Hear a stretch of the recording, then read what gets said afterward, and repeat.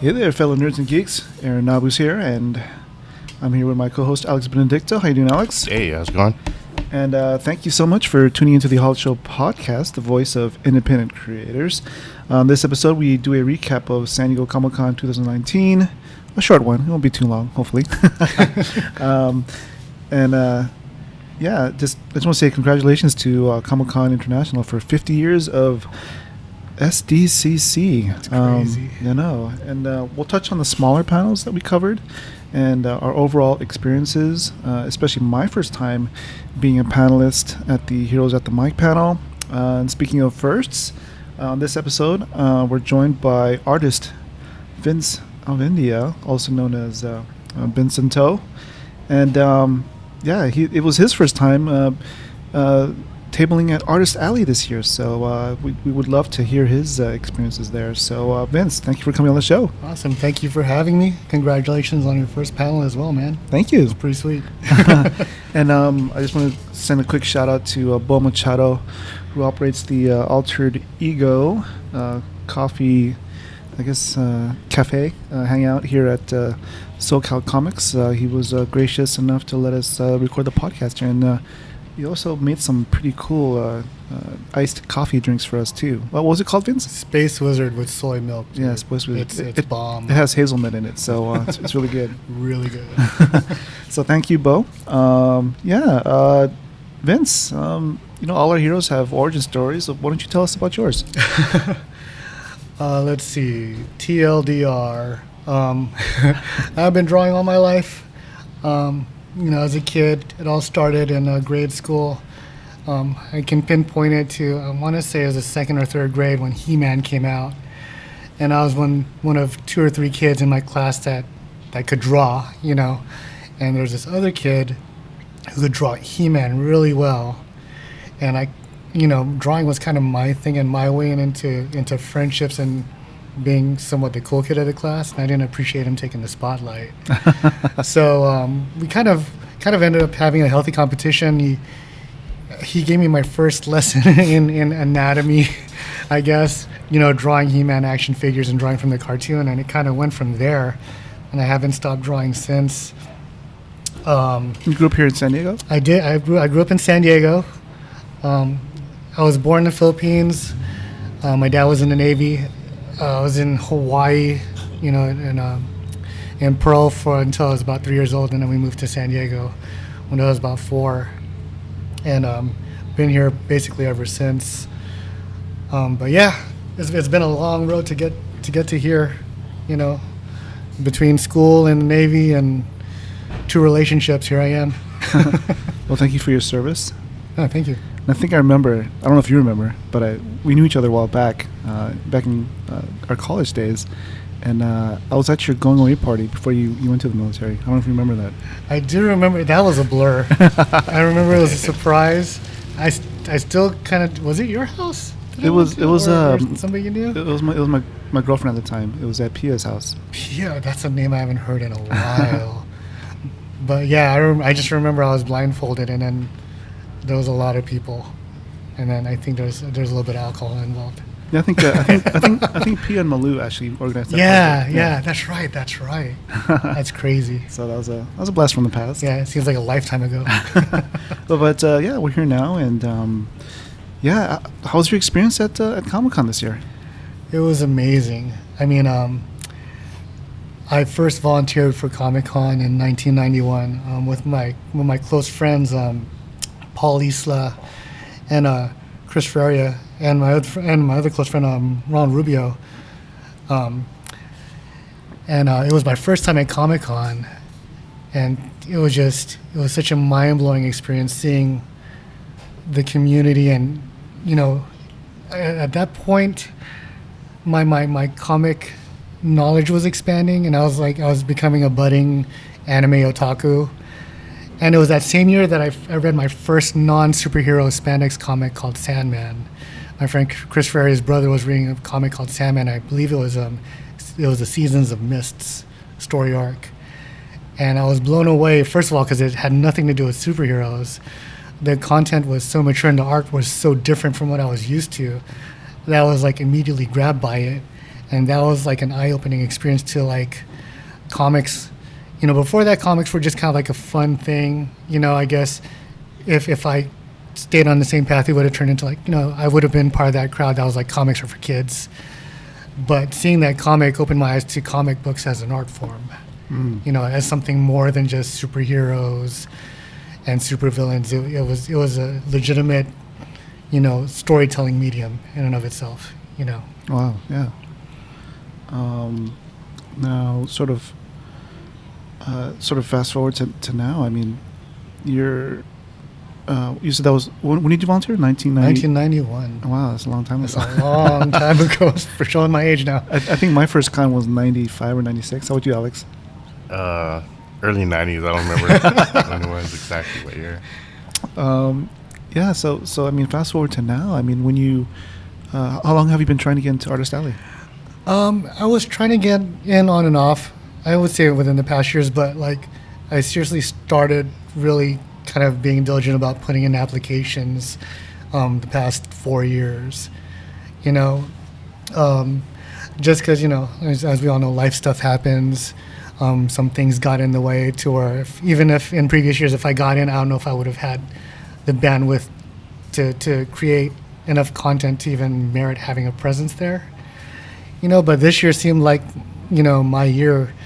I finally finished a comic book that I was working on with an author named Dr. Janina Scarlett, and then a friend and colleague Travis Rivas hired me to do one of the short stories in his Super Able Comics anthology, and I kind of hit a milestone in my own artistic career concerning my style and how I draw, and it was just kind of like the perfect storm of things that made me kind of think, I think this is the year, this should be my year to put myself out there. And luckily enough, I got in.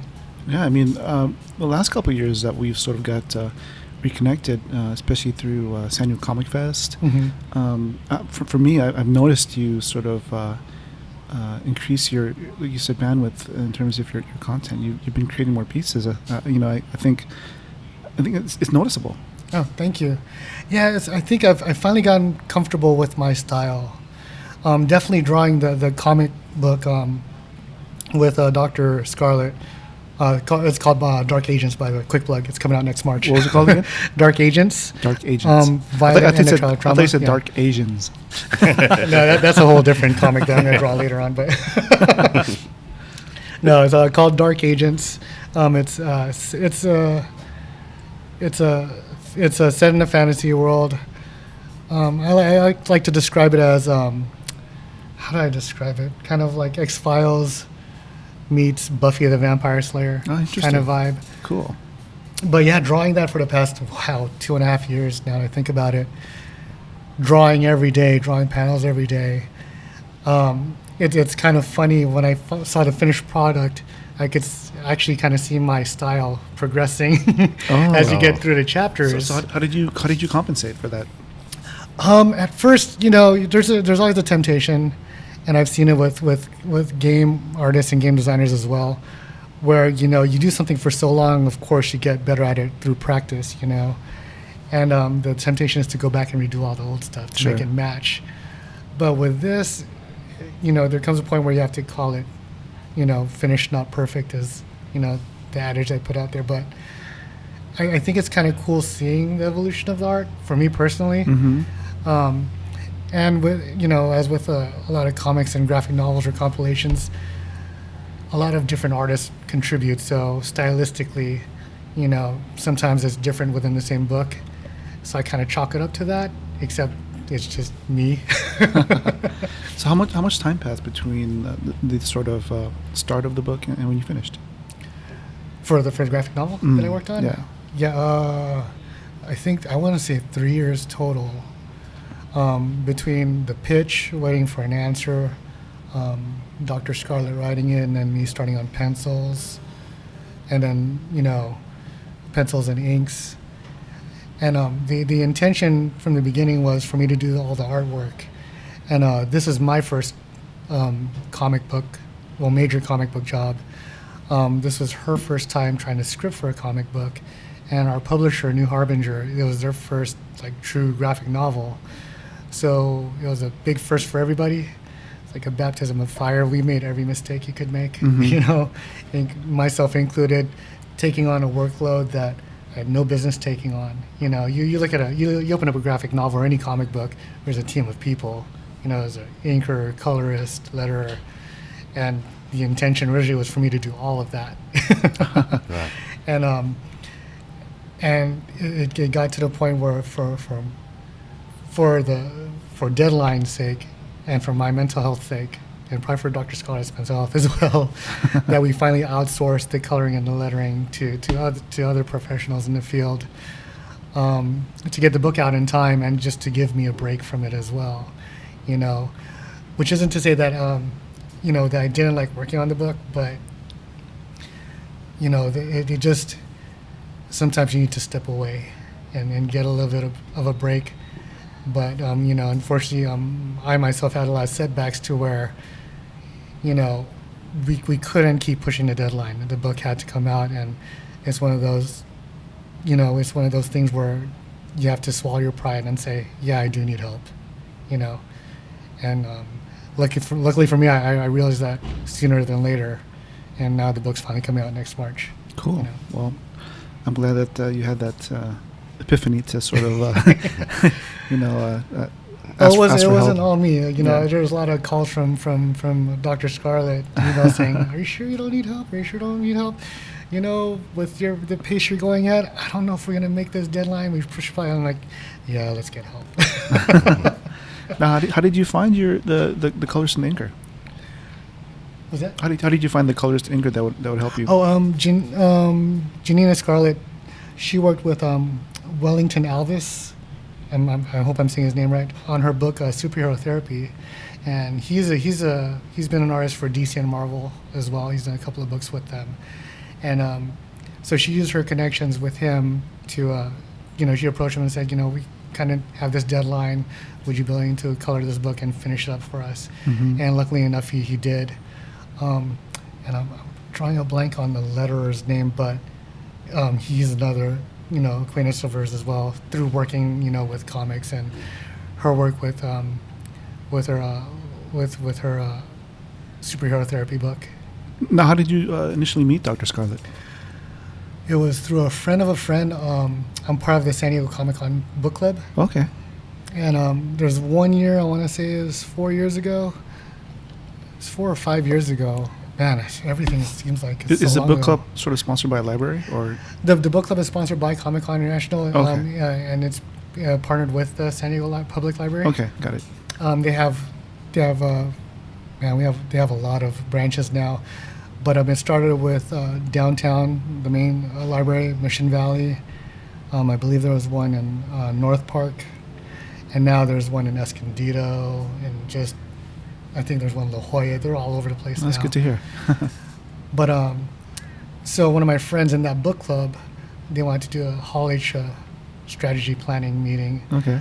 and I went to the meeting and met her friends, and her friend Billy, who was a friend of Dr. Scarlett, was there. Is it Billy San Juan? Yes. Okay. Billy San Juan. Yeah. Yeah, he's So we you know, we had lunch and had a good old time, and I ended up not camping out with him for Hall H, but Billy found out that I was an artist. I believe he said he had a brother that works in game art or game design. He was gonna pass along my card, you know, and then right before Comic-Con, he forwarded me a link on Facebook, and it was Dr. Scarlett, and at that time she was working with Sharp Hospital, and she was looking for an artist for a pain management comic that the hospital wanted to put out.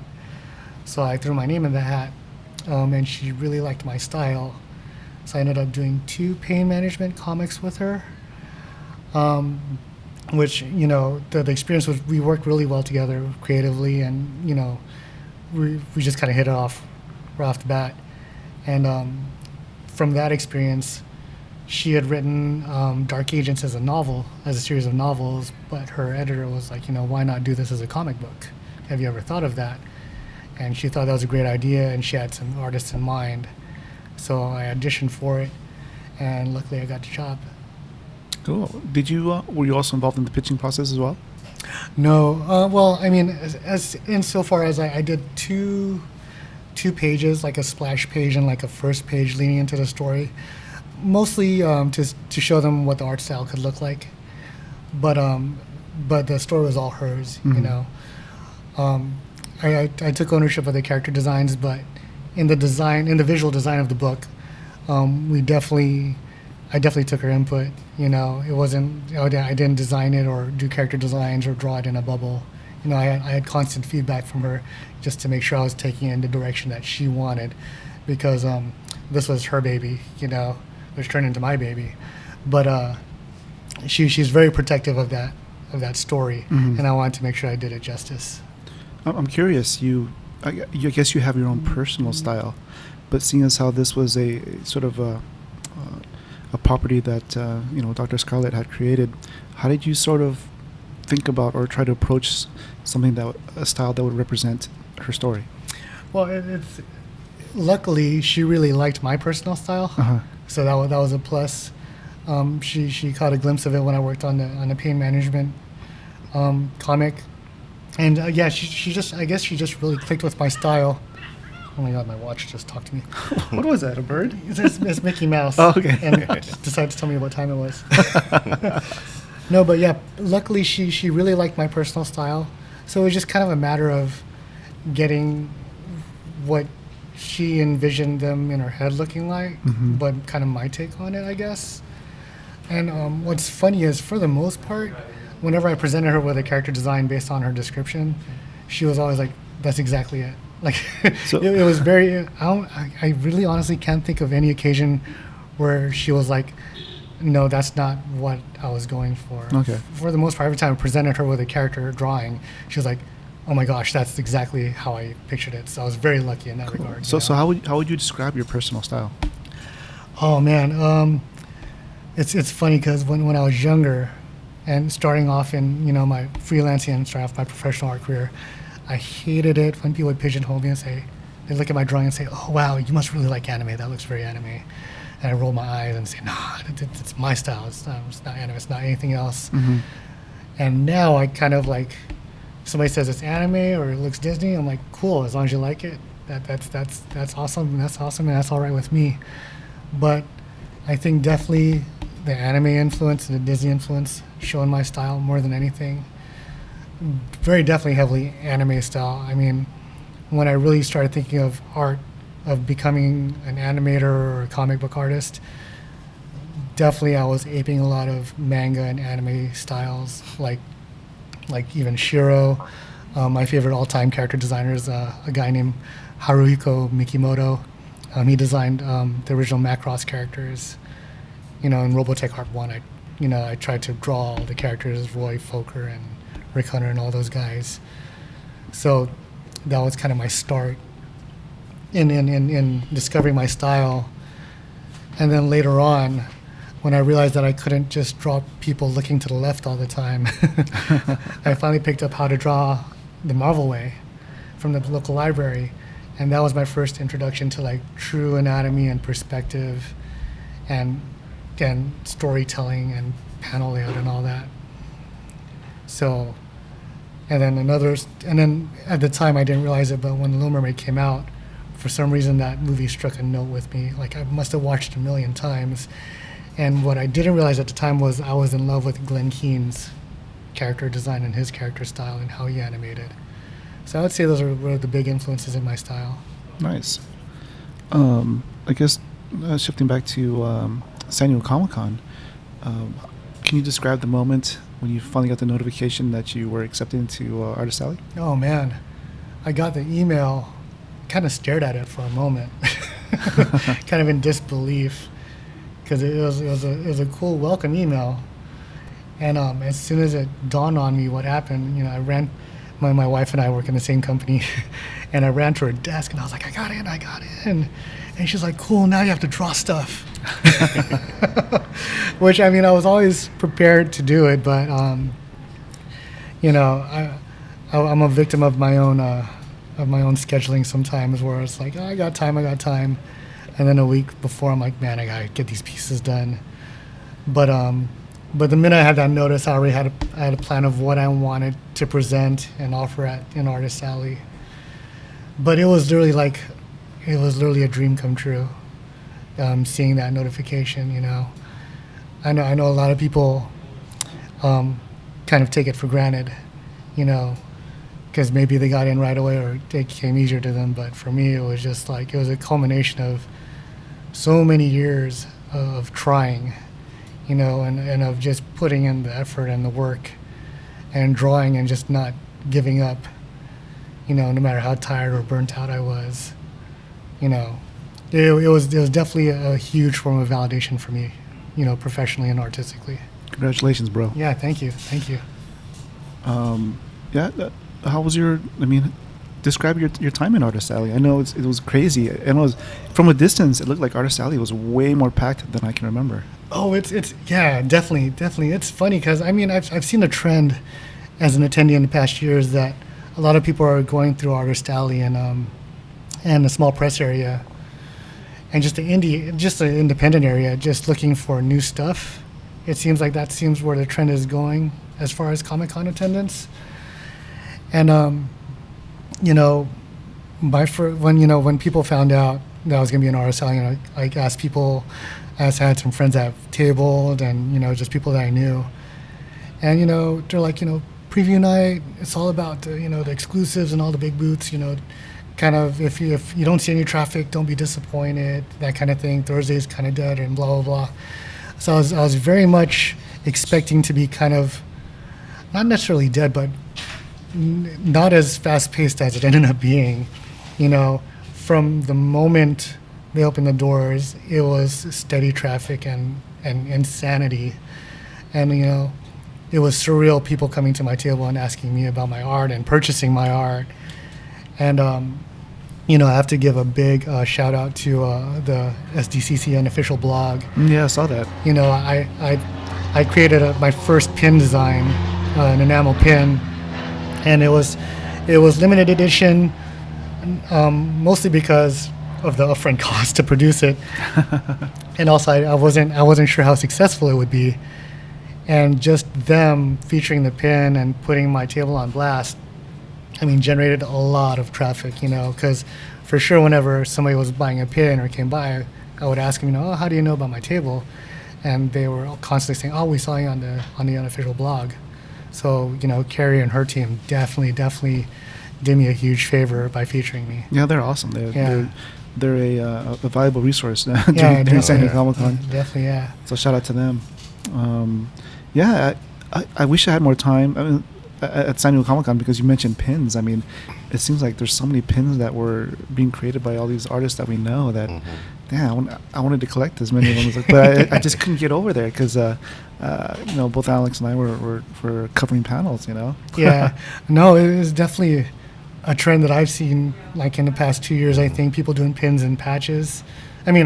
Just to show you how popular, I don't have my own pin. I forgot to save one for myself, Oh, wow. And I know my fellow artist, Bob McCune, he sold out of his as well. We ended up having a similar Stan Lee theme, which was hilarious. He's like, I swear I didn't steal your idea. And he's like, don't be mad at me. I was like, no, I'm kind of irritated that I didn't have your idea. So it was a healthy, friendly competition. Nice. Who were you seated next to? I was seated next to a lovely lady named Aragon Starr. She's a Native American singer, songwriter, actress. Her whole spiel is she does all that, but she doesn't dance. She had a book called Super Indian, and I guess the elevator pitch is he is a Native American guy that he ate some tainted government cheese, and got his superpowers from it. And for a first time at Artist, I couldn't ask for a better, more positive neighbor. We kept each other's spirits up. We gave each other bathroom breaks, And that's not to say that the Comic-Con staff that was there to help Artist Alley wasn't adequate. Sometimes when you gotta go, But she was super positive, just an amazing individual. Just to put it in perspective, I guess she had this story in her head, and I hope she forgives me if she hears this and I'm telling it wrong, but she wanted to put out a comic book, but she had never drawn a comic, never written a comic. So she surrounded herself and reached out to people that have done comics. She took her favorite influences and literally learned how to draw and practice drawing until she got what I would describe as kind of like an amalgamation of like a John Byrne, George Perez-ish style. You can definitely see that influence in the way she draws her comics. Mm-hmm. You know, and she did that within 3 or 4 years. Wow. Which is insane, you know? Yeah. That is. Considering a lot of us have been drawing all our lives just to get to the point where we are, and she accomplished that in 3 or 4 years, you know? And, you know, she credits to having, like, the resources and time to put into it, but still, 3 years, that's amazing. That is amazing. You know? Wow. And you had a nice little corner spot. Oh, yeah. Everybody wanted to take breaks in our little aisle, which was cool. And again, it was funny because then people were like, oh, you're at the end of the road. That's the kiss of death. Mm-hmm. And I was like, no, you know, up until Sunday, you know, like we were saying before this, they're ushering people out on a Sunday. Usually on a Sunday, you're like, kind of like, where is everybody? But especially Artist Alley, it was packed, man. Mm-hmm. Like people trying to get stuff at the last minute. That was me. Yeah, it was amazing. I've never seen a Sunday like that as an attendee, you know. So, I mean, I'm happy and grateful, and I'm happy for all my fellow artists that made a killing. That, you know, this Comic-Con was amazing, especially for Artist Alley. Yeah, definitely. You know, from everybody I talked to. Yeah, both Alex and myself, like I mentioned earlier, we were attending a bunch of panels, and if you listen to my episode with Jason Lethert when we sort of previewed San Diego Comic-Con 2019, there was like conflicts galore when it came to panels.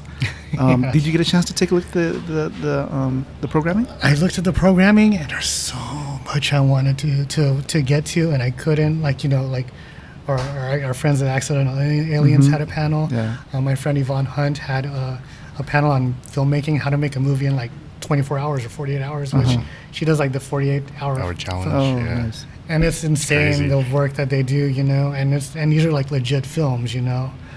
And there's so many panels that I want to try and go to, but in the end, it's like it's hard to walk away from your table when you have so many people coming, and it wasn't just that I was selling stuff. I was having so many great interactions with attendees, Yeah.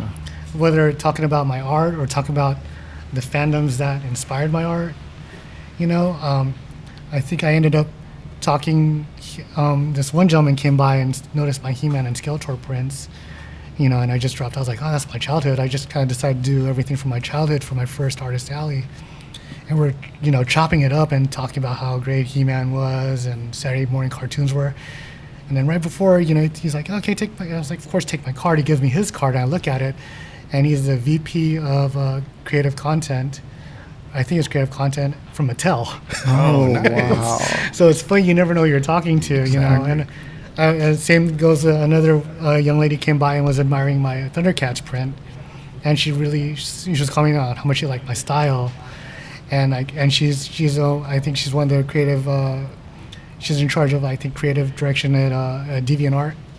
Oh, yeah. So Nice. you know, it was fun to start these genuine conversations without the pretense of knowing who these people were, you know, but then on the flip side, just a normal attendee, just, you know, Joe Schmo, you and I, having great conversations about, you know, our fandoms and what we're into.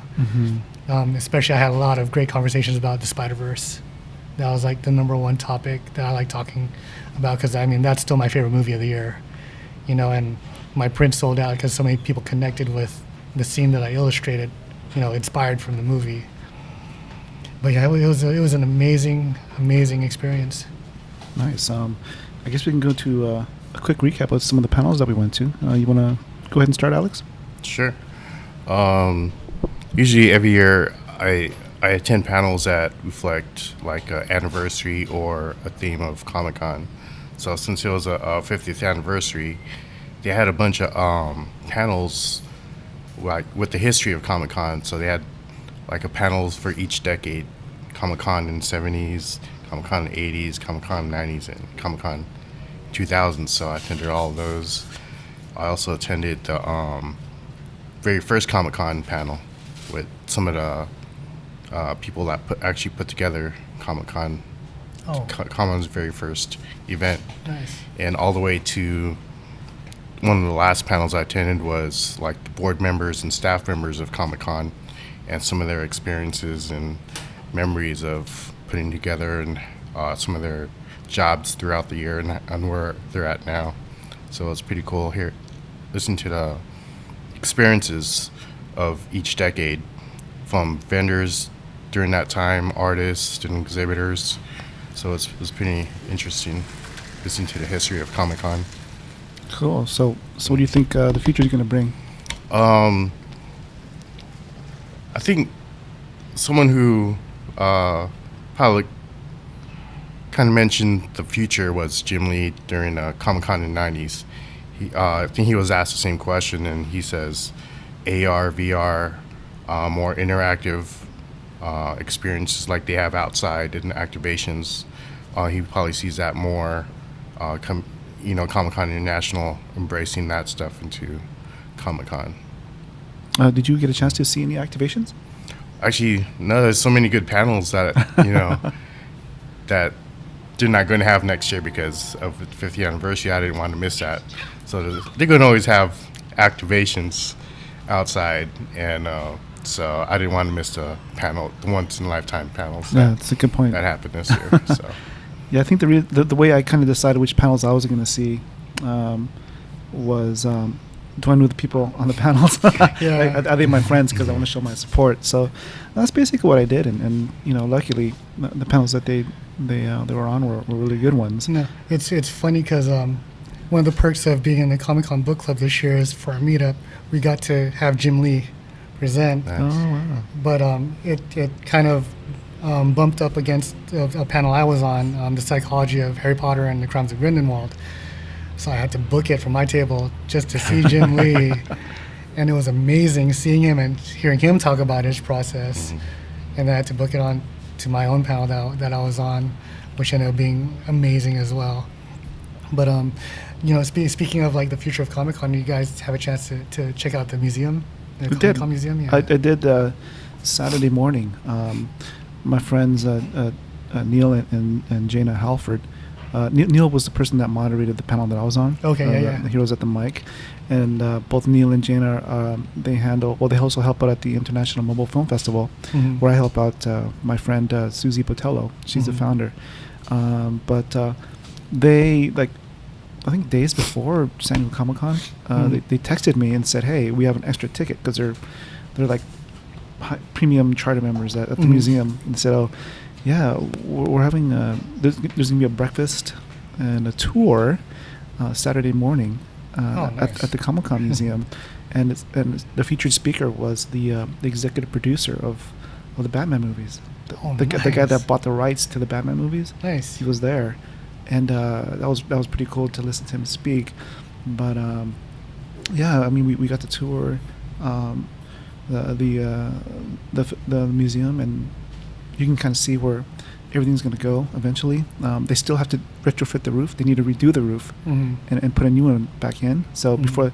before they open back up to the public. But it's really interesting. I took some video, so I'll be posting that to YouTube pretty soon. And the director, I think Adam Smith, right? Yes. Yes. Yeah, he was the one that personally took us on the tour. Nice. So he was just a wealth of knowledge, and just listening to him talk was pretty cool. Yeah, it's funny. We had a chance to get a little preview of what they're planning for, and he presented to us with some of his staff. And during the presentation, he was talking about like how he had a breakfast with some guy named Jim Lee, and we're talking about the museum.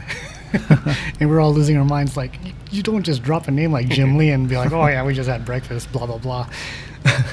But it was funny because Jim Lee had a lot to say about what kind of content, like what Alex mentioned, is the future of Comic-Con, and what kind of content that would be great to feature in the museum.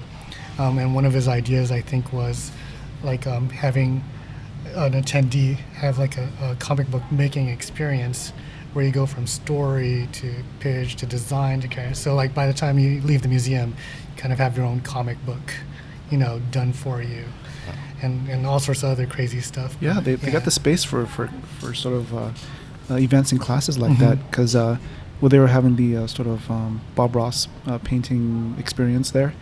It was a pretty large room where I can imagine them doing a class on creating comic books, right there. And we got to go, explore the bottom level and also the top level. So yeah, it's just, you can see where they have a lot of room to do a lot of things at the museum. One thing that I found interesting is that Adam Smith said that since it's a historical landmark, they can't really do anything to the facade physically, so it's pretty much going to stay the same during the day. But he said at night they could probably do some sort of like lighting effects to change the way it looks. So I'm kind of curious to see what they come up with. I think a big thing is like projection stuff. Projections. Yeah. So at night it can be totally different experience for people that go. I think that'd be pretty cool. Yeah. They could do so much with that building. Some of the panels that I went to, featured. They featured pretty much people that I knew. The first one I went to was giving voice to independent creators. This had a few of the creators that are involved with the comic book Hex 11. That's a comic book that I'm probably going to check out later. Travis Rivas was on here as well. I'm a big supporter of what he's doing, especially with the Accidental Aliens and also with his Super Able comics. And David Walker was there too. So that was a pretty cool panel. Our friend Robert Roach, he's involved with this project called Lion of Judah. It's a series of comic books that sort of chronicles the African diaspora for the last 150 years, and it sort of touches on the political, culture, and artistic areas of their journey. So I'm kind of curious to see how that folds out, because he teased it when I first talked to him at Black Comics Day earlier this year, and he couldn't really tell me about it because he was under NDA. So now that he's sort of talking more publicly about it, he showed me some of the artwork, and he's down to jump on the podcast in the near future to talk about it. And the family of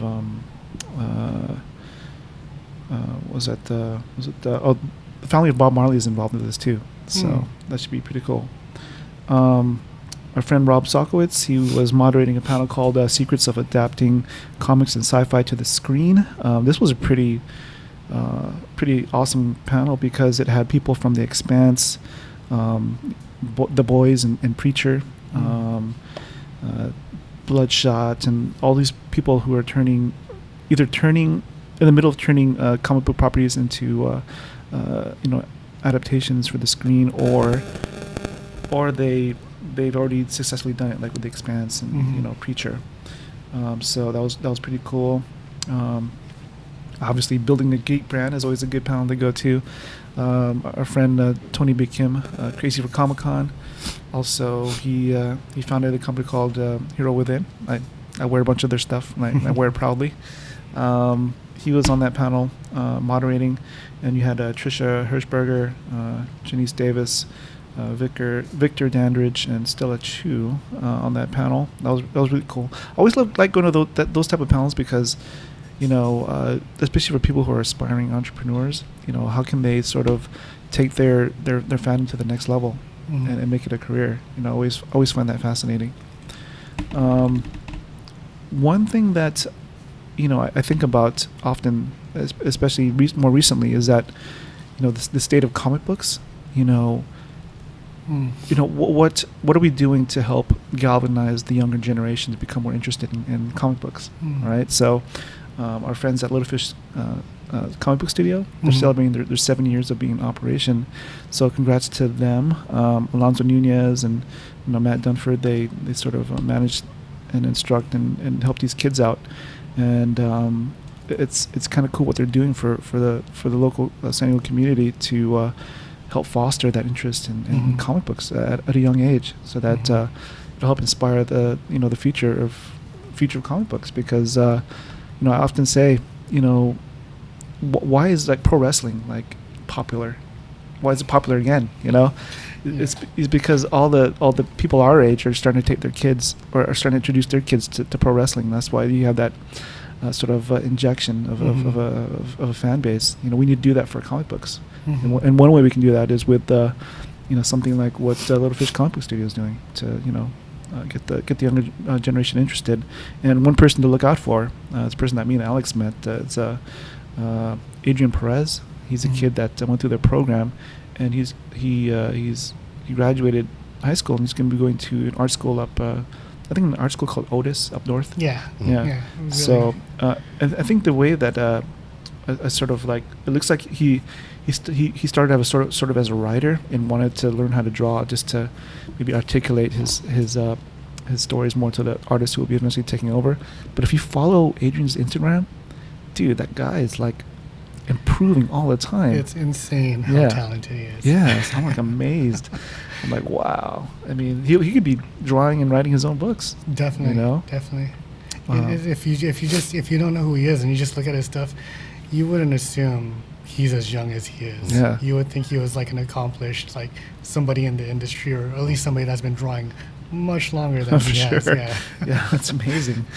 Also, the mobile filmmaking panel that my friend Susie Botello does every year. I actually met her back in 2016 when she did the same panel. So this panel will have a special place in my heart because, through my meeting Susie at her panel 3 years ago, we became pretty good friends and collaborators. We've been on each other's podcasts.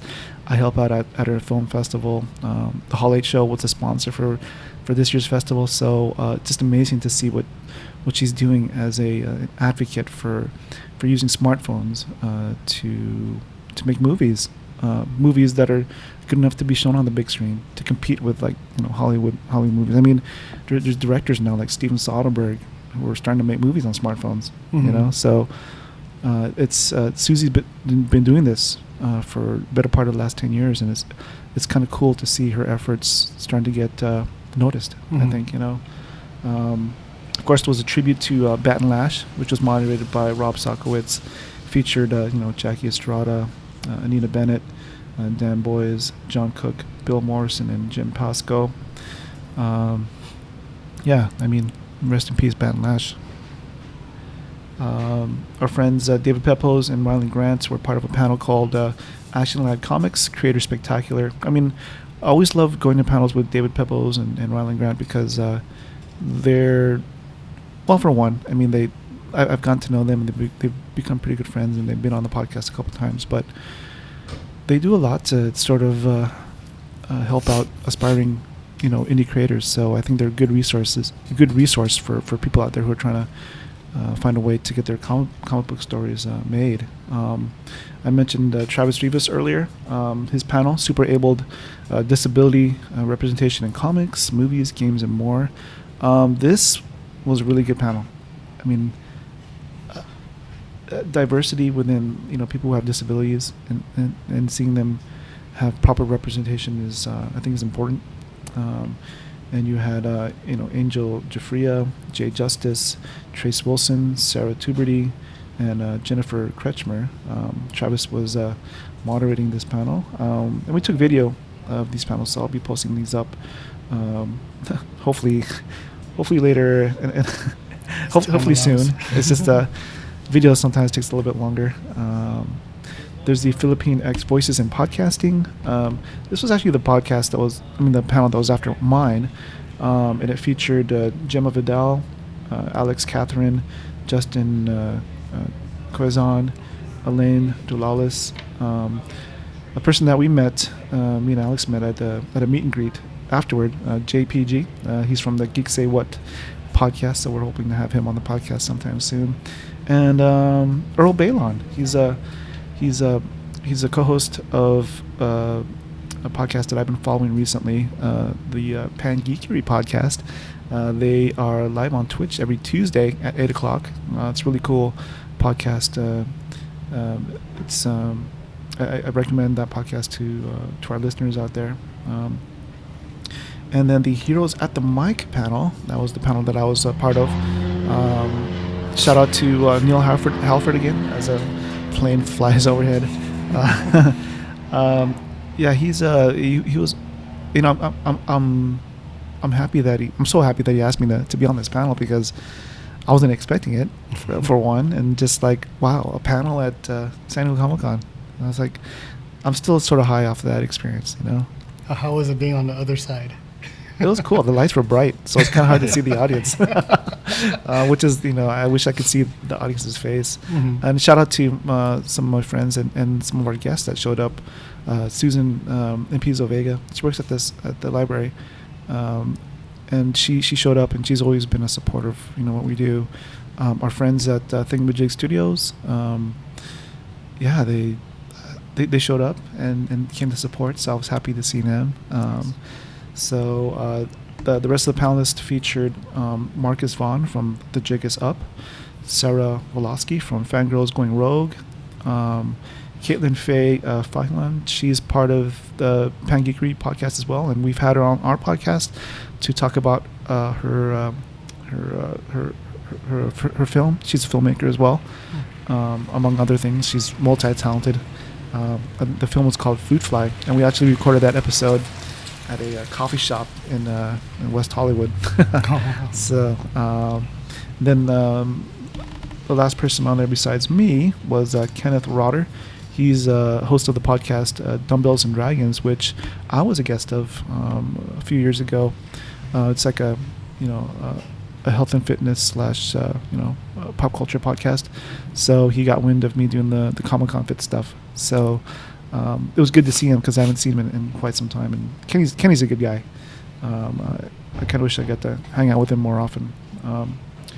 So yeah, those are most of the panels that I attended. I think I attended maybe 11 or 12 panels in totality. So yeah, hopefully I can get those the videos for those up soon. How many panels did you attend, Alex?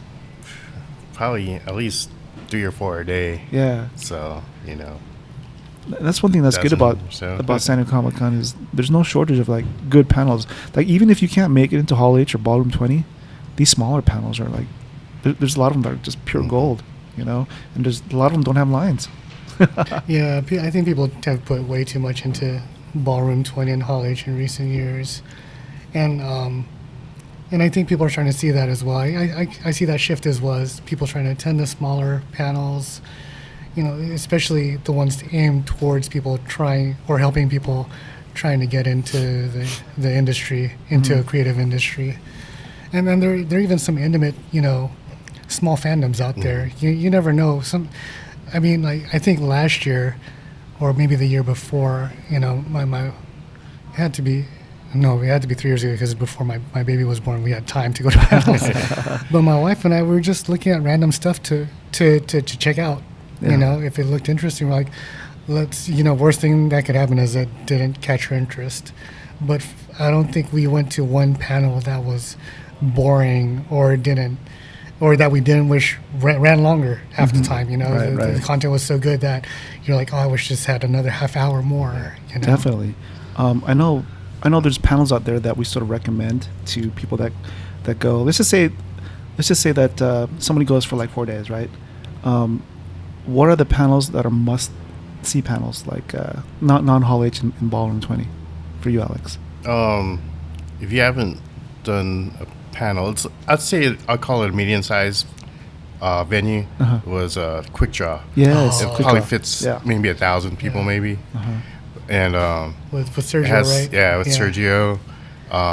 It's hosted by moderated by Mark Evanier, and he has some special guests like Floyd Norman. He came back this year. Yeah. After absence, but Scott Shaw. Scott Shaw, and it's just hilarious how they interact with each other, because they know each other for so long, and some of the stuff they could put out in just a few seconds. It's real fun experience for everyone, all ages. And it's pretty good. Yeah, and I recommend that panel too. And if you want to like take a break, go to that panel, and usually they sort of block, because Mark Evanier does that one, and then following the Quick Draw is the Cartoon Voices. So he moderates that panel as well. So if you want to chill for like a couple hours, you know, those two things are just those are just like they're just an awesome experience to go to, as far as like the smaller panels are concerned. I mentioned the mobile filmmaking panel. Like I said, that panel will always have a soft spot in my heart, just because of my friendship with Susie. But I mean, she's so good as a presenter. I mean, the way she was interacting with the crowd this year was amazing. I mean, there was people of all ages there. There was like a 12-year-old kid, and there's like it was just amazing to see the amount of people that showed up. Also, one panel that I forgot to mention, and it's a panel that I've been going to for probably the last 5 years, is Brian Tillman. He does a panel called How to Properly Pitch and Promote Yourself. And I recommend this panel to anybody who's trying to launch a project, or try to take it to the next level for funding, or try to pitch it to a publisher. Any kind of product. It could be a comic book, movie, board game. Yeah, he practices what he preaches. He properly pitched and promoted himself to Upper Deck to do a card game, and now it's being made by Upper Deck now. So, and he's an artist based out in the East Coast. I want to say Baltimore.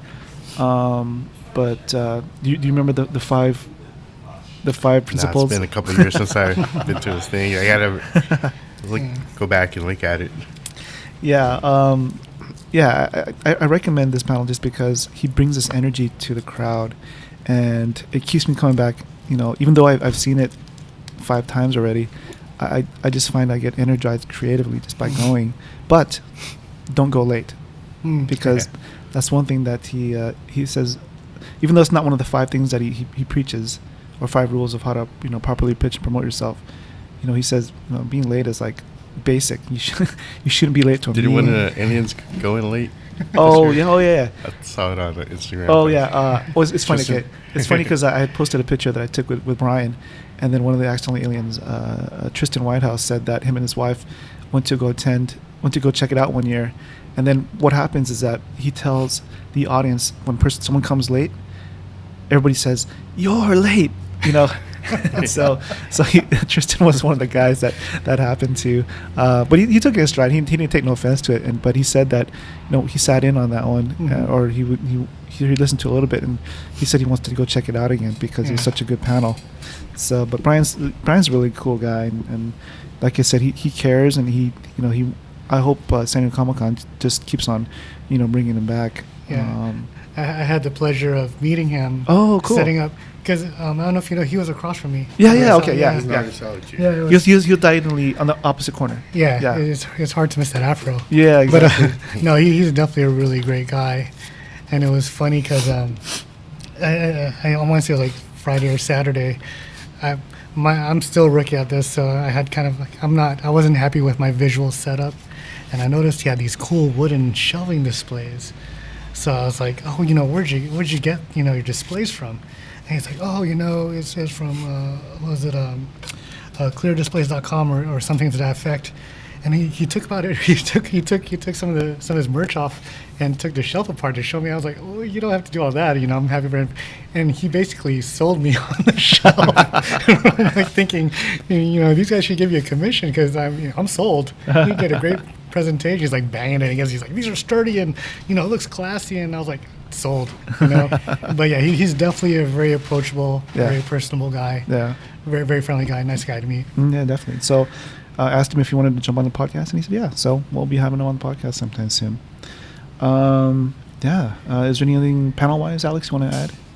I don't know. Just try to catch a panel that's there, like, just for that year or once-in-a-lifetime panel, because some of the other panels that you probably usually go to, you probably catch next year or at another show. Mm-hmm. So try to get one of those, memorable panels that, that doesn't happen all too often. True, and when it comes to selecting panels, make sure you have a plan A, B, maybe a C, just because you never know how your day is going to go, especially when it comes to panels. It could be a full room, or something happens. Maybe a panel might get canceled. So what are you going to do? Make sure you do your research, and you write down a couple of panels during the different time slots, so you have a definite plan. Because you pay all this money. Try and maximize your time there. All are there any lessons learned for this Comic-Con that you could sort of improve upon for next year? I don't know if I have any lessons learned, but definitely reinforce drink a lot of water. Yeah. You'd be surprised. It seems kind of like a joke, but you're talking and you're walking, you're moving, and the next you know, your body's hurting and your legs trying to cramp up. Yeah. You know, even just in artist hour, you're thinking you're just sitting behind a table and you're like, ugh.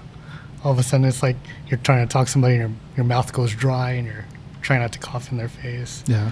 But also, yeah, like you said, that programming book is really, really valuable. You know, if you're going to do panels, Plan A, B, and C is a really good thing to have. And I think for Artist Alley, my thing with Artist Alley is, as an attendee, you know, don't be afraid to talk to the artist or interact with the artist. If you can, weave up and down and see what artists you see. I would say, you know, save the specific ones you know you're going to want to see for like a specific time or day, but give yourself some room to explore, because you never know who you're going to discover. You know, as an attendee, I always had my favorite booths to go to, and I want to say maybe 10 years ago. Yeah, 10 years ago, I walked past this booth because my friends and I decided to start weaving up and down Small Press and Artist Alley. We walked past a booth, an artist booth named Martin Sue. And he, at that time, he was just selling some hoodies, some shirts, and a couple of prints, you know. And as the years progressed, we've watched him grow into like this medium-sized booth, and now he can go to Comic-Con and just sell original works. Like, he's gotten that kind of notoriety and client base now to where he doesn't have to rely on like his shirts or even pins or stickers or anything like that. Now his booth is nothing but art prints and original pieces, which is amazing to me, you know. So you never know who you're going to discover if you give yourself that chance to explore. Mm-hmm. Cool. Alex? Pretty much the same thing, you know. Try to engage with the vendors. Some advice to some vendors too is, you know, interact with the attendees, because sometimes, you know, they have a new comic I haven't seen before, and I like browse through it, and the vendors behind the booth or table just chit-chatting about whatever they're chit-chatting about without, you know, even saying hi to me or whatever, so I just walk away. So don't miss that opportunity to, you know, capture a new fan. So that's about it. Oh, like we've been doing for the past few years, Comic-Con Fit. Because I think I started a little bit earlier this year. I should be doing more year-round, but it helped out a lot this year. Do you know how many miles you walked this year? I didn't keep track. Don't have a Fitbit or... I think I walked about 32 miles total. Yeah. That's crazy. I know it feels like a marathon after walking that hall and going back and forth to panels. Those feet definitely are sore by then, by that Sunday afternoon. I could probably drink more water too. Yeah. Lucky they have, some water dispensers in panel rooms. You know, I slept. I didn't sleep a lot, but I didn't drink as much this time around, alcohol, and I felt pretty good, like throughout the whole week. Yeah. You know, I surprisingly, probably the only, like, energy-wise, after on Sunday and even on Monday, I was still pretty amped. Yeah. You know, I could have done it for another week, no problem. But one thing I did notice when it comes to Comic-Con Fit is that I was going all over the place, trying to go to panels, trying to arrange podcast interviews, networking. I took the stairs, like, instead of going one by one, I was going 2, 3 at once, two or three steps, and this was like almost every day. So I noticed the first couple of days, my hips were like kind of sore, and I was like, whoa, I never felt this kind of like discomfort before. So it was the stairs that got me. So I definitely needed to do more stairs. Yeah, and not just like single steps. You got to do like the lunge, like the wide stance lunging kind of steps. Yeah. Because those work out different parts of your leg that you're not accustomed to. So that's where I sort of can improve upon, physically as Comic-Con fit wise. But another thing that I could definitely improve upon is my time management. I kind of failed when it came to, I guess, representing and being a Artist Alley evangelist this year, because I didn't get a chance to really go into the exhibit hall until Sunday, like with a couple hours left, because I had attended so many panels. I had my own panel. I was trying to, meet up and arrange these interviews, and we managed to do 4 podcasts with Michael Dooley, Carla Nappi, Tim Dooley, Tim Ludi. Sorry, Tim, I messed up on your name, and Leo Partible. So, and those are all awesome podcast interviews, and I'm excited to share those. But yeah, just networking and trying to organize everything. I just simply ran out of time to do everything that I wanted, and I feel really bad for not getting a chance to personally just say what's up to the artists that we follow. I only did it to like a handful of people on the last day. Well, in your defense, like we were saying earlier, man, this was a crazy year. Like, I will say this: even if you made it down there, it still would have been a challenge to get to everybody. Yeah. Just because we all know Patrick Ballesteros and those guys, Cheeks, those guys. They have their own huge followings, but. And Cheeks is Sean Galloway. Sean Galloway. Sorry, Sean. But and I had the pleasure to meet those guys as colleagues for the first time. And it was great. They were so congratulations, so supportive. But it was like funny to be starstruck and watching them set up. And come to find out that Patrick and Patrick's wife graduated a year after me. I think. Yeah. It's funny how many local boys are coming up through Comic-Con. I know, huh? But yeah, even if you had the time, man, it was insanity from preview night all the way until they were telling people to get out the doors. Yeah, definitely. And also the people that I don't get to see except for at San Diego Comic-Con, like Jeff Muller, the Mighty Jerd.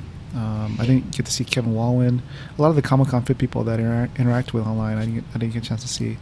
But overall, I loved my experience this year at San Diego Comic-Con, and I'm still. I didn't have the post-con blues that bad this year. I'm still just high off of everything that happened this year. So, big hug to those of us out there who are sort of a little down or really down about the San Diego Comic-Con being over. But as it pertains to next year, is there anything that you're looking forward to? Man, I hope I'm back in Artist Alley. Yeah. I was one of those, like, as soon as I had the application, Bob McEwen was nice enough to grab me one extra one, before the staff could hand them out. I filled it out right away, asked somebody to watch my table, turn it in, give myself the best chance of getting back in. So hopefully I can do it again next year. Yeah. I already have I've learned so many lessons from tabling this year, and I have so many plans on what I want to do next year that I don't even have the problem that I had where it was like, what kind of content do I want to put out there? It's like I actually have a roadmap. But do you want to sort of talk about it, or you want to hold on to it for a little bit? Okay, I can talk about it. Yeah. Definitely. Well, for one thing, next year, like I said, our graphic novel Dark Agents. The full title is Dark Agents: The Trial and Trauma. Was it The Trials of Trauma? Oh my gosh, I'm blanking on the title. It's Dark Agents: Violet and the Trial of Trauma. So it focuses on the main character whose name is Violet. She's a young witch, and some traumatic experiences she had as a child leading up into her being accepted into the agency that she works for in the comic book. So that's premiering in March, so that'll definitely have a presence at my table. And with Dr. Janina Scarlett next year at Comic-Con, we'll be definitely pushing that book. Hopefully, I will have successfully kickstarted. Might be jinxing it, but I'll put it out there. My friend Ryan Riddle and I are putting out our own creator-owned work called That One Time Parker and Poppy Saved the World. And we're putting together kind of a teaser trailer for the comic. And we're hoping to get an email list out, and we'll be sending out like a 4 to 6 page PDF preview for free to anybody that's interested to generate interest into the comic leading into the Kickstarter. But and then I definitely one more pin planned, if not two, based on the success of this last pin. Definitely more prints and original art. But there's one thing I wanted to touch on that Alex mentioned, as far as, the vendors and artists, exhibitors interacting with the people around them, not just sitting there and kind of turning a blind eye to whoever's showing interest in your work. I talked to a couple of people on Sunday, when we were cleaning up about this. The only negative experience I really had was it wasn't directly in direct conversations, but overhearing some creators and artists kind of being over it, almost, how do I say, it felt like it was a burden for them to be showing or exhibiting, almost like they were being put upon to be there, and it seemed a little, and again, I'm the bright-eyed, bushy-tailed newbie, I'm just happy to be here type guy, but, you got to think there's so many artists like myself that are struggling to get into that show that would love to show off their work and their talents. And here you are bad-mouthing the venue that's giving you an opportunity and a platform to push your creation out there.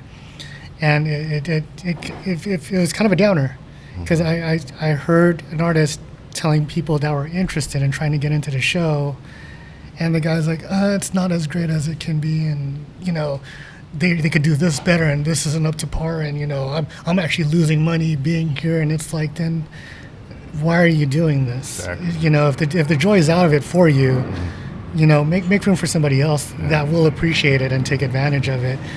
And I certainly don't believe in thinning out your perceived competition by discouraging them to participate, and that's what it came across to me, because these people that this person was talking to were obviously like up and coming artists, very impressionable, and for somebody to be that negative about Comic-Con or any show that they're in, sure, was really disheartening to me. So for me, it kind of reinforced that I'm very grateful for the opportunity that Comic-Con has given me, and Comic Fest and any other show that's allowed me to be in their artist alley or present, and B, for every kind of negativity I see or experience, like, I want to be a million times more positive and encouraging.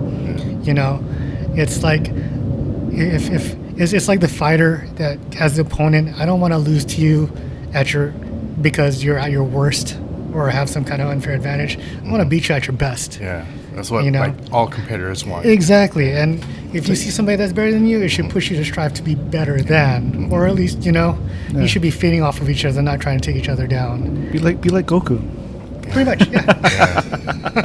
Yeah, and if you don't like what's going on, make suggestions to the staff members. And if it's stale for you, do something different with your booth or to make it, more enjoyable for yourself. Exactly, but let that person make up their own mind about it. Don't start off the bat just with discouragement. Yeah, there's a handful of artists that we know that were there previously and they weren't there this year. So you're right. There's a ton of artists out there who would love to be there. So. Yeah, I mean, props to you for being so positive about it. Now we got, I guess we got the fun round coming up. It's our off the beaten path set of questions that we sort of throw at our guests every once in a while. So, Alex, why don't you take it away? All right, first one's pretty easy. King Kong or Godzilla? Godzilla. Not because I'm Asian. Oh yeah, Godzilla for me too. Okay, next question. If Jack Kirby were still alive, what would you ask him? If Jack Kirby were still alive, what would I ask him? Man, who was his biggest artistic influence, or who inspired him to become an artist? I would love to know who made that click in his head, or what made that click in his head to where he wanted to do that for the rest of his life. Yeah, I'll be kind of hard because, like, who came before him? Yeah, exactly. It's probably like more of the classical artists, probably, right? Yeah. Could be Will Eisner, maybe. All right, next question. What 3 movies could you watch over and over again and never get tired of it? Oh, man. So, A New Hope for sure. Indiana Jones and the Temple of Doom. and Transformers, the movie, the animated movie. Classics. You got the touch. Yeah. Those are always in constant rotation when I'm drawing anyway, so yeah, for sure I know I can watch those forever. All right. Let's see. If you could moderate a panel at San Diego Comic-Con using anybody from present day or from history, what would your panel be about, and who would be on your as a panelist? Oh man, that's a tough one. You know what? To be honest, I think I would want. This is me. Okay, I'll give the selfish answer. I would want a panel with Neil Gaiman. And you know what? No, a panel with Neil Gaiman and Dave McKean, because, like I said, discovering Sandman was a big turning point in how I viewed comics, and I would love to pick his brain on everything from his creative process, both of them, him and Dave, on their creative processes. I'd probably ask some inappropriate personal questions too, but they're both fascinating individuals, and I mean, I'm one of those people that I could listen to Neil Gaiman talk for hours. Like, he's just that amazing to me. Cool. All right. New probe is being launched to explore deep space. What kind of music would you add to the golden record? What kind of new music? Well, I would, for sure, there'd be a lot of jazz on there. You know what? This will sound weird, but I think I would put on Harry Connick Jr.'s tribute CD, Songs I've Heard. Oh, yeah, I guess this person agrees too. But Songs I've Heard, where he sings a lot of songs from like Disney movies, and like I think one of them's The Sound of Music. A lot of old classic movie standards. Just because it's such a upbeat and hopeful album, and I just love Harry Connick Jr. Cool. All right. Maybe some K-pop. K-pop. Who's your favorite BTS? K-pop band? Oh man, so I'm definitely ARMY, who isn't, and I'm definitely a Blink from Blackpink. So that's Blackpink and BTS for all you people out there. All right. Last question. Let's pretend we are in Star Trek when food replicators were first being developed. What dish would you add to it? For Food Replicator? Yeah. Oh man, that's a tough one. Longsalog. Ooh. Oh, yeah. I mean, I'd probably have a heart attack after a couple of times. Can you describe to our audience what longsalog is? Longsalog is a Filipino sausage, sweet sausage, sometimes spicy, with egg and fried rice. Garlic fried rice. And it's super rich, it's full of flavor, and it's really bad for you on a daily basis. Let's go for any time of the day. Yeah. I can go for some right now. I know you mentioned a few projects you're working on or will be working on in the near future. Are there any other projects you want to sort of touch on? I know Dark Agents I've mentioned a lot. And then I want to give a shout out again to Travis Rivas and his book, Super Able Comics, his anthology. Time willing and allowing, I really have to reach out to the Accidental Aliens, because I know they're putting out another anthology next year that I would love to be a part of. Scott Lost was generous enough to invite me to contribute. But as we all know, it's I want to make sure that I have the time to put into it and put out a decent story. Other than that, hopefully we're getting a second book out of Dark Agents, do another volume of that. I definitely want to put out my own creator-owned book, and through those projects, generate more work within the comic industry. But I'm at a point where I feel like the ball is rolling, and I want to capitalize on that. So I think this coming year will be a lot of me putting myself out there. See who I can collaborate with and team up with. Cool. Is there any advice you'd like to give out to aspiring creators out there to sort of, take their art or whatever they're trying to do to the next level? It's very Sylvester Stallone over the top, but never give up. Never ever give up on your dream or what you want to do. There was this thing, a few years ago, and this was after I've tested for a couple of shows and didn't get picked up as a character designer, and I was kind of like, I would say at the lowest point of my artistic career. And I was always hesitant to tell people that I was an artist because I had a day job. And having that day job that paid the brunt of the bills made me feel less than as an artist. And then through meetings from artists at WonderCon and Comic-Con, I kind of found out that that was more the norm than not. Like legit artists that I follow on Instagram and online and social media, that I would think, oh man, you're definitely making a career out of this, and this is your main income. One was a legal secretary, another one was, a day trader, but, it just goes to show you that there are a lot of different paths to take to get to the same end, and never compare yourself to other artists and their successes. I mean, if I did that, I would have given up a long time ago. I would say it's taken me about 20 years to get to this point, to where somebody else in the industry, they got to where I am right out of high school or college, But if it's something you're truly passionate about, whether it's writing, creating comics, game design, as long as you're passionate about it and you get some kind of fulfillment or reward just from doing the work itself, never give up on that, because the passion that you're putting into it is going to show, and somebody will notice. It's just, it's not a matter of when, if opportunity is going to knock. It's when it knocks, are you going to be prepared? And personally for myself, it knocked a couple of times, and to be honest, I wasn't prepared. And the final time that it did, I was, and I took advantage of it. And, and that's why I am where I am now. But, I would never take that success for granted, But yeah, never give up. Never, ever, ever give up. If you're an artist, draw every day. If you can't draw every day, draw as much as you can. So is there a point in time in the near future where you can see yourself being a full-time artist, just, doing your art for a living, just, on your own projects? It feels like arrogant saying it, but I feel like it's close. Yeah? I feel like it's close because, with the create own thing with myself and Ryan, I have a really good feeling about it. I think it's going to hit a chord with the audience we're going for. Okay. And I'm very honest with myself, where I think I have a lot of great ideas, but I'm not a writer. I have jokes, I have one-liners, but I'm not good at plotting out a story efficiently.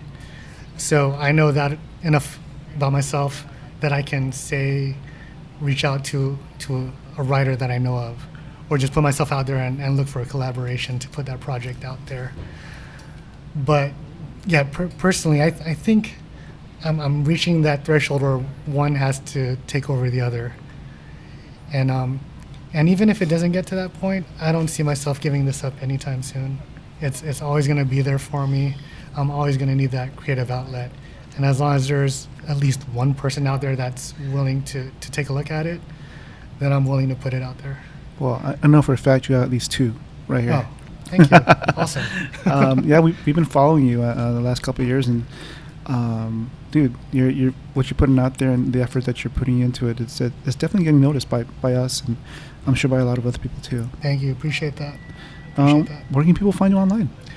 I have my website. I'm going to spell it out because this is basically my website and all my social media. My social media handle is Beensentoe. So that's B as in Bravo, E-E-N as in November, S-E-N as in November, T as in Thomas, O-E. So it's at Beensentoe, and then my website's beensentoe.com. And it's kind of a weird name. It's from when I took Japanese in high school, and everybody got cool Japanese names for their, for their aliases. Mine just happened to be phonetic. So, my Japanese teacher is like, oh, your Japanese name is Beensentoe. And I'm like, cool, what's that? She's like, that's Vincent in Japanese. I'm like, oh. Oh, interesting. I wanted to ask you about that. Yeah, and my signature, my artistic signature, which is like kind of a stylized, was it kanji or katakana? It's the only thing I remember how to write in Japanese, which is my first name. Cool. Before we close the show, I wanted to give a shout out to Beau Machado. He's the one that that manages the Alter Ego Cafe here at SoCal Comics. Beau, thank you so much for the coffee and for letting us do the podcast here. Absolutely. It's always fun to host you guys and a lot of the creators and artists that you guys have on your podcast. I'll just give you this opportunity to sort of maybe talk a little bit about Alter Ego and Well, it is what I do by day. The day job is I own a cafe here in Claremont Mesa. It's Alter Ego Cafe. It's geek themed. Lots of fun coffee names and drinks and stuff like that, hot and cold. By night, as you know, I'm a podcaster. That's the other identity, hence Alter Ego, right? Right. And I have fun doing that too. And I still need to have you on my podcast. And we'll definitely have you on for an extended interview. So absolutely, yeah. We would love to be on there. Absolutely, it's a lot of fun. It's a community, and we all help each other out, and we all talk to each other. We got a lot of interesting stories, and that's a lot of fun. And for me, that's one of the reasons why I did coffee, because I get to sort of meet people, talk to people, and just share the experiences of comics over coffee. Right. Cool. Well, you have a customer waiting for you. So thank you so much for letting us be here today. Thanks so much. Cool. Thank you, Alex. Why don't you close out the show, buddy? All right. Thank you for listening to the Hall H Show podcast. And thank you to our special guest artist, Vince Alvendia, for coming on our San Diego Comic-Con 2019 recap episode. We love putting the spotlight on independent pop culture and comic book creatives. If you have a suggestion for potential guests, please let us know. And if you can find our podcast on iTunes, Google Play, Stitcher, iHeartRadio, TuneIn, Spotify, and our website, hallh.com. If you believe in our mission to be the voice of independent creators, we would appreciate a rating and a comment on iTunes, and please spread the word on social media using hashtag HallHShow. Please cheers, and please make it a point to visit Artist Alley and Small Press at all conventions you plan on going to this year. And don't forget to continue to be Comic-Con fit. Talk to you later. Bye.